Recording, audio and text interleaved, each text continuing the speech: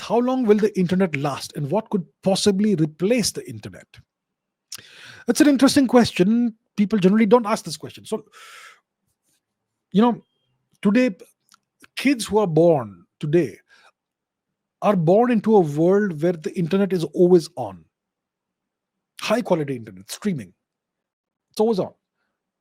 The moment these kids are born, by the age of 6 to 8 months, they start using their iPads and whatnot, and they can navigate these operating systems brilliantly the way older people can't. And they have been born into this world of the internet. So if you are a youngster, you kind of would imagine that the internet will last forever. You take it for granted. It's always there. It's always been there. But if you just go back a couple of decades, maybe 30 years, you go back to the early 90s or mid 90s, there was no internet anywhere. I think internet started appearing in India in the second half of the 1990s, and in the US in the first half of the 1990s. But it was still an absolute rarity. Before that, there was no internet to speak of. Now, what is the internet is the question. The internet essentially is a whole bunch of computers that are connected to each other and that communicate in real time at the speed of light, more or less the speed of light.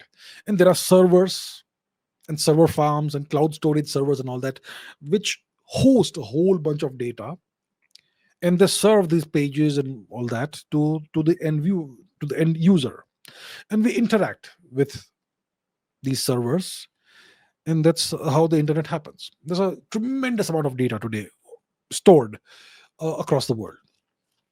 So what would it take to take out the internet? First of all, if there is a solar flare, if there's a magnetic storm that fries the earth's circuits, it'll wipe out the internet instantaneously. So, and that's something that's going to happen.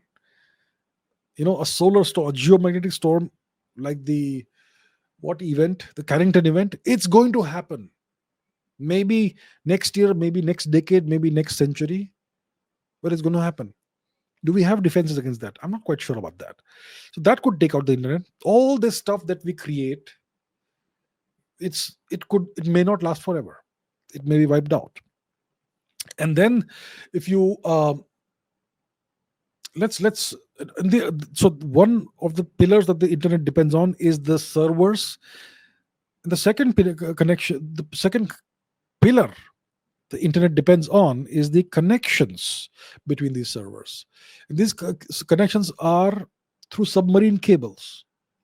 So if you see this map, or the submarine cable map, these are the cables that actually pipe the internet to various parts of the world. And these are typically trans-Pacific, trans-Atlantic, trans-Indian Ocean, etc. cables. So, for example, if you look in the Indian Ocean region, you have all these cables. It's not a whole lot of cables. And if something happens to these cables, entire countries can lose access to the internet. So this is more about connectivity, but when it comes to the storage of data and the storage of web pages, it's all about the servers that the data is stored on. If something happens to the servers, the data disappears forever in case there are no backups. So the internet is a fragile thing. It depends on this new set of technologies that we have developed over the past few decades, and it may not last forever. What could possibly replace the internet? Maybe the Stone Age. I don't know. No, the internet, if it doesn't get destroyed, it's gonna get iteratively more and more complex, and eventually. See, right now we have a lot of video on the internet. Initially, it was just text and pages. Then you had images, digital images. Then you had video. Now you have high quality video, 4K video, 8K video, live streaming video, and all that. Eventually, you may have virtual reality stuff and three-dimensional images and whatnot stored in the internet. Eventually, it may become holographic.